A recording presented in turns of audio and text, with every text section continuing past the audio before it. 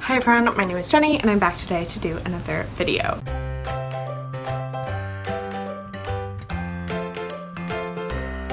Today I'm going to be doing my nonfiction November TBR. I have an unexpected day off work today because of Hurricane Zeta. Luckily everyone is fine, my house is fine. As you can see, I have power in my house, but unfortunately the families that I work for all have power out in their part of the neighborhood, and also the Atlanta Public Schools just shut down the whole school system today just because virtual school, when lots of the kids in the district don't have power, is not going to work very well. So I have the day off, which is awesome, and I thought I would film this video and put it up today instead of doing it on Saturday, which is when I was planning on doing it. So let's just get right into my November TBR talk. So as many of you I'm sure know, November in the booktube community is usually nonfiction November, and I, as a avid nonfiction reader, definitely want to participate. I actually did participate last year before I had my channel. I've been following nonfiction November and its creator Olive from A Book Olive for several years. Last year I think I read 3 or 4 nonfiction books. I read primarily fiction that month if I do remember correctly,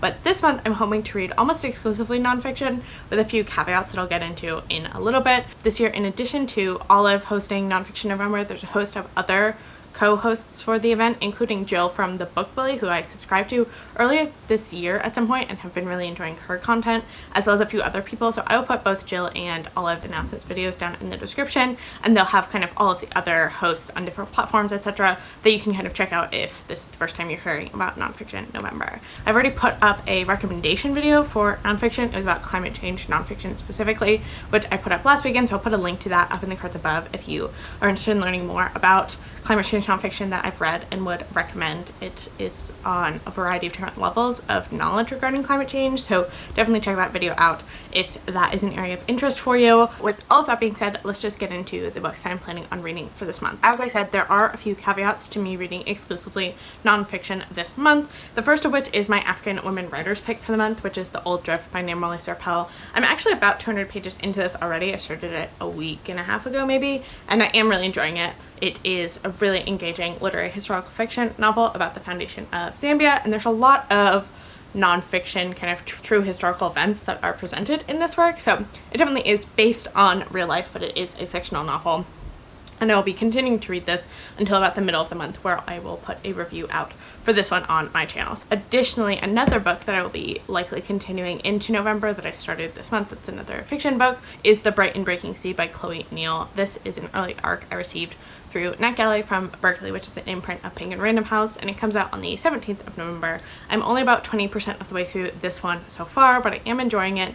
It is a historical fantasy romance, or just a historical fantasy with strong romantic elements. Honestly, I'm not quite sure what the difference is between those two things, but I know Mara from Books Like Bo likes to talk about the differences between those two things quite often, and I'm enjoying this one. It's set in kind of late 19th century Britain adjacent type place, I would say, and it's interesting. I definitely think it's gonna have like an enemies to lovers situation. I think there's gonna be some political intrigue. It's turning out definitely to be a pretty interesting read so far, and I'll be continuing to read in this one and finish it at some point in the month of November. I also have a secret TBR project, as they like to be called here on BookTube, that I'm working on that'll likely be finished, I'm hoping, in the first half of December, so I'm going to plan to do some reading for it in November. It's 6 fiction books, so I will definitely be reading some fiction books from that list as well, but I'm not going to talk about them here, obviously, since it's a secret TBR. So those are all the kind of fiction caveats that I have for the month, and the rest of the reading I plan to do is really going to be focused exclusively on nonfiction. I do love nonfiction, and I love the celebration of nonfiction that Nonfiction November provides. With that being said, let's just get into the multitude of books that I have to talk about. I definitely don't think I'll be able to get through all of these this month. In fact, I've split it into 2 categories of my top priority books, and then books that I'm hoping to get to if I have the time. I do have 9 days off surrounding Thanksgiving. I have the weekend before, the whole week, and then the weekend after, so that definitely will have some good reading time, especially as my dad and I will be driving to Ohio to pick up my sister and help her pack up her stuff. So I think we're gonna listen to an audiobook, probably one of these books, at some point during that trip. And so I will have some extra time around Thanksgiving, but I'm also submitting my grad school apps this month. So, who's to say how my reading will turn out? But I do have a very large stack of books to talk about that are like potential possibilities for the month. Starting with the 8 books that I for sure want to get to, the first of which is an arc that comes out this coming Tuesday, November 3rd, which, speaking of, if you have not already voted, please do so immediately. Go today. I saw an ad yesterday that was some person, I know I don't follow famous people really at all, but it was some famous person and he was like, you need to go vote today. And it's true. I have already voted. I submitted my absentee ballot like 3 weeks ago along with my parents' absentee ballots. And if you do have an absentee ballot, make sure that it gets into a ballot box and make sure that it does not go in the mail, because the mail will not be able to get it to your election register in time. So make sure you put it in a ballot box. If you haven't already, go vote in person if you can, etc. Obama says it in those ads. You know, listen to him if you have not already voted. But anyway, so this book comes out on election day, November 3rd, and it is Be My Guest: Reflections on Food, Community, and the Meaning of Generosity by Priya Basil. This is coming out from Knopf, as I said, on November 3rd, and it's quite a cute little book. It looks like, in terms of its printing size, it's like a little square book, and it's only about 150 pages. So I'm planning on just reading this one in one sitting on November 1st, most likely. And this is a part food memoir, part kind of just general reflections on, as it says in the subtitle, as with most nonfiction books, just kind of about generosity and sharing food and what like serving others means to the author. Apparently from the blurb it draws a lot on the author's Sikh heritage, which I think is going to be really interesting. And it's a little short one, should be fun to kind of get into that like reflective, thankful spirit that often accompanies the month of November. For me, November is one of my favorite months. Thanksgiving's probably my favorite. I don't want to say it's my favorite holiday because I do love Christmas, but Thanksgiving is definitely up there in terms of favorite holidays. So I do like kind of thinking about a lot of those themes of like food and giving to one another and being thankful for one another during this time. I didn't fit this one into any of the 4 prompts, but I have a whole stack of books that fit into the 4 prompts, so we will just get into those now. So in case you have not watched any other previous Nonfiction November TBR talks or any of the announcements from the host, there are 4 prompts that always come with Nonfiction November. Olive makes them pretty vague so that you can kind of fit whatever books you want in each prompt. I have decided to find books that kind of loosely fit the prompts or how I've interpreted them, so we will go through those now. So the first prompt is Buzz, and I have chosen Stamped from the Beginning: The Definitive History of Racist Ideas in America by Ibram X. Kendi. And I originally chose this because Kendi, for the past 5 or 6 months, have been a very buzzy author, but I did just want to caveat that by saying that I don't think anti-racism work in any way, shape, or form should be considered like a buzzworthy topic. Like, it should be something that is sustained throughout your life and not necessarily just something that's appropriate to do when it's trendy. I just wanted to caveat that, since buzzy often in that connotation really associates with like a trend that's going to die out, which anti-racism obviously should not fall under that caveat. Regardless, Ibram X. Kendi has been a very buzzy author recently, and I bet a lot of other people will be reading this month, so I'm super excited about it. My dad read this, I believe, last month or the month before, and thought it was super engaging. He flew through it, even though it is quite a chunky book. And this one I think I'm going to pick up after I finish The Old Drift, so about halfway through the month, and likely will not finish it by the end of November, but definitely want to finish it before the end of the year. So this is one that I'm definitely going to read. All the rest of the prompts I've picked 2 books for, but this is the only one I picked for Buzz, just because I definitely do want to read it, or at least start it this month. So that's my first pick. So then the next prompt is time, so I have 2 books for that, the first of which is Black is the Body: Stories from My Grandmother's Time, My Mother's Time, and Mine by Emily Bernard. Bernard is an academic in Vermont. She currently teaches at the University of Vermont. She's a professor of English there. And this is, I believe, a part memoir, part kind of family exploration of her maternal grandmother and her mother and her own life, and kind of discussing the intersections of their lives and the ways that kind of their place and their time has impacted their life. I think this will be super engaging. I had a friend in real life who read this and really enjoyed it, and obviously it works because of the time in the title, but I think also just time is a big theme of this collection of, I believe, short essays, if I'm not mistaken. And it's pretty short, so I definitely think I'll be able to get to this one hopefully pretty early on in the month. Then the other book that I picked for time is American Eden by Victoria Johnson, and the subtitle on this one is David Hozak: Botany and Medicine in the Garden of the Early Republic. This one works for time, given that it's a historical nonfiction. It's set in kind of the founding of America time period, and I believe it's about this early botanist named David Hozak. I don't know all that much about him. I believe it's in New York City, but yes, he was a New Yorker who set out to put his burgeoning metropolis on the scientific and cultural maps. I definitely think the history of science and the history of naturalists particularly is something that's super interesting to me, and Victoria Johnson has, I believe, a PhD in history, so this one should be kind of really well researched, which is something I usually look for in my nonfiction, especially about a topic that's kind of more meatier like this. And this one's been sitting on my shelf for quite a while, so really excited to get to this one as well. And it was a finalist for the National Book Award, so that's a good sign, and potentially we'll get to this one on audiobook during that road trip. It has yet to be decided. Then moving on to the next prompt, which is movement. A lot of people took this to mean like social political movement, which is fascinating because that thought did not pop into my head like literally at all. I thought of more like moving your body exercise. So the first of which is a recent acquisition, which is Revolutions by Hannah Ross. The subtitle on this one is How Women Changed the World on Two Wheels, and it's the history of women cycling. So I am really into bicycling. I really like it, and I am very intrigued about kind of a women's historical lens on that topic.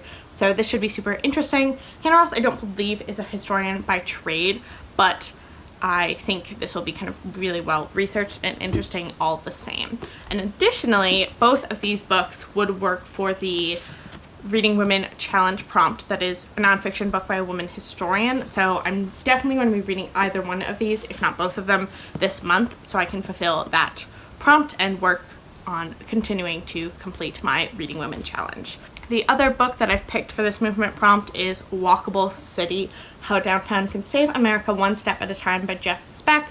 Jeff Speck is an urban planner slash thinker in DC.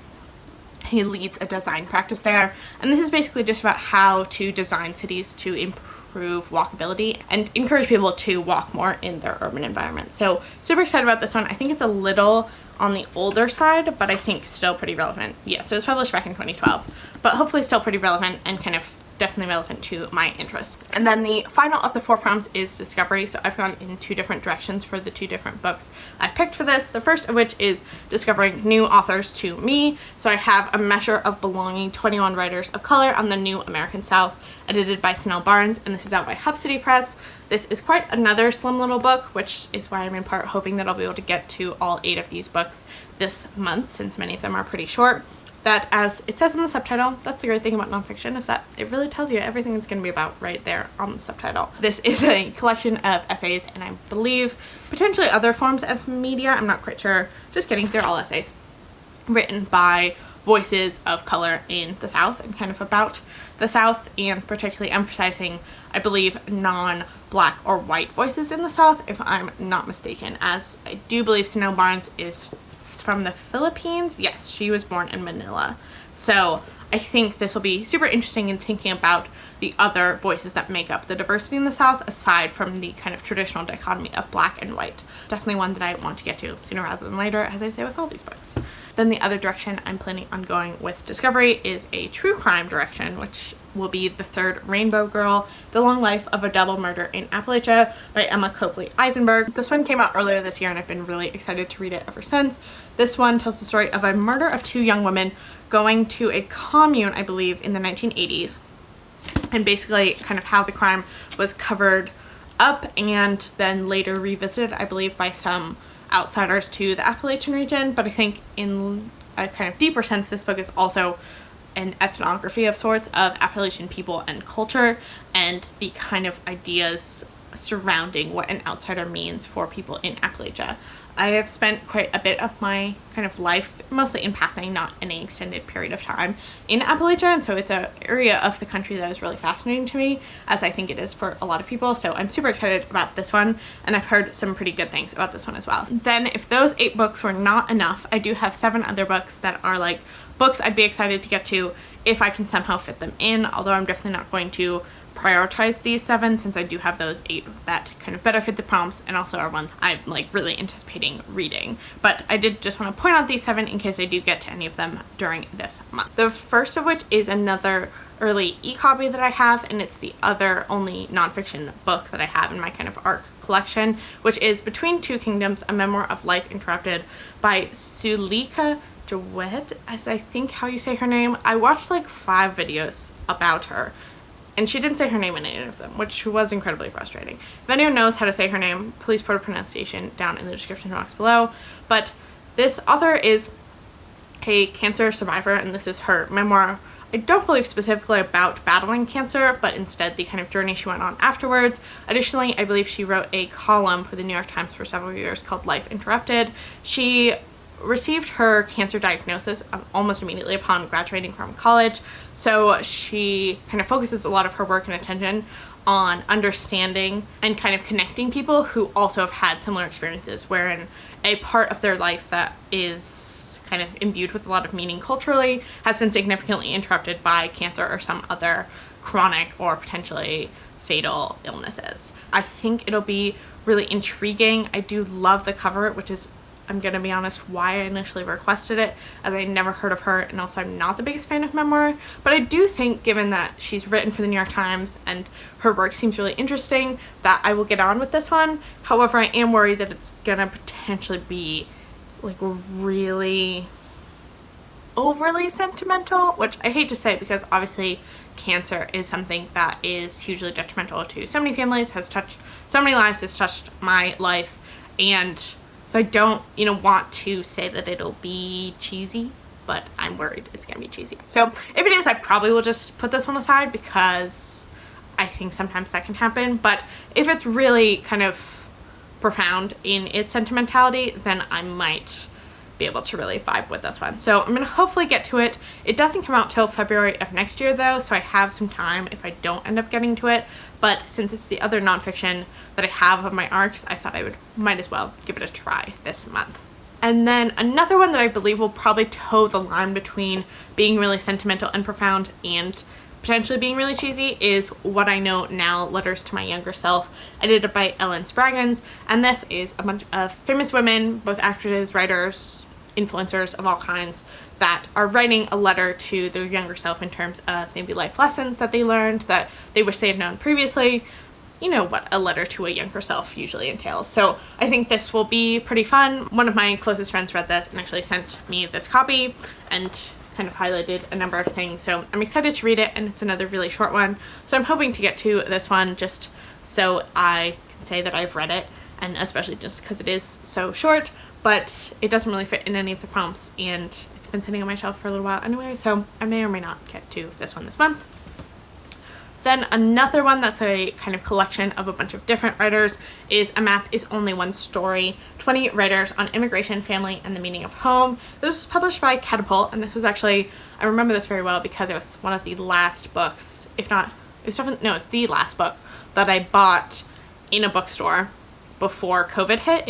I purchased this in February. I remember it was a day off from work, and I went to one of my local bookstores, Cheris, which I've been buying a lot of books from remotely, and they do porch side pickup, so I've been over to their store, but I've not been inside obviously since February. And I bought this and a calendar that I have up on my wall, a 2020 calendar for 75% off, only to realize, calendars are meaningless now. But anyway, so I bought this one. Home and placemaking is something that I am really interested in, and kind of different people's perspectives, and this one has a multitude of forms as well, including like a little graphic memoir or maybe a couple graphic memoirs. So I'm excited about kind of the exploration of form here and also the subject matter. So this is one that may also kind of get lumped into that like discovery section of discovering new authors, and just like a great cover as well. I really like that. So this is another one on my list.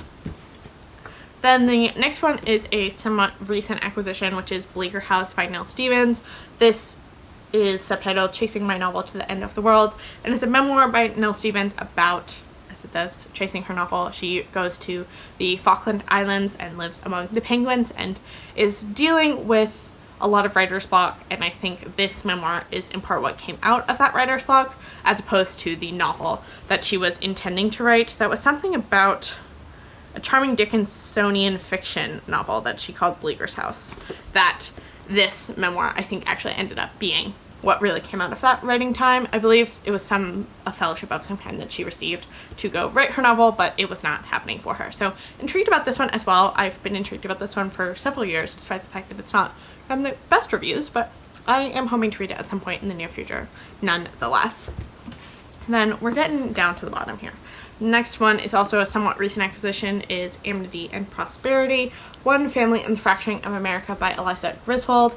This one I believe won the Pulitzer Prize, and it's a narrative nonfiction long-form journalism book about this small town in Pennsylvania named Amity that has some issues related to fracking. There has been a company that has recently arrived to their town, and it's causing major environmental problems for the working class people that live in this town. And this is also a lot of intersections of ideas and topics that I'm interested in, and I think this one would also pair pretty nicely with The Third Rainbow Girl. So I'm hoping to get to this one as well, but as you have seen, there's a lot of books on this list, so who's to say if I will get to this one, but excited.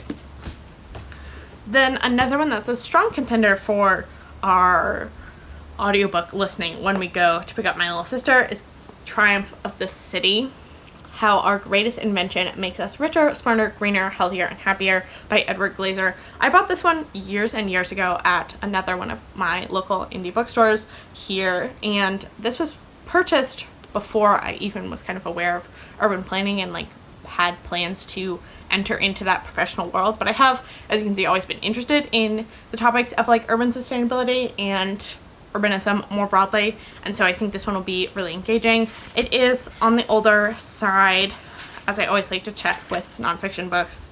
This one was published back in 2011, and Edward Glaser is an urban economist, so super intrigued about this one. But my dad also, because of his interest in urban economics, is intrigued about this one, so this may be our audiobook pick during that road trip. And then last but certainly not least, we have All We Can Save, Truth, Courage, and Solutions for the Climate Crisis, edited by Ayanna Elizabeth Johnson and Catherine K. Wilkinson. And this one I talked about in that climate change nonfiction recommendations video, which should be linked up in the cards above.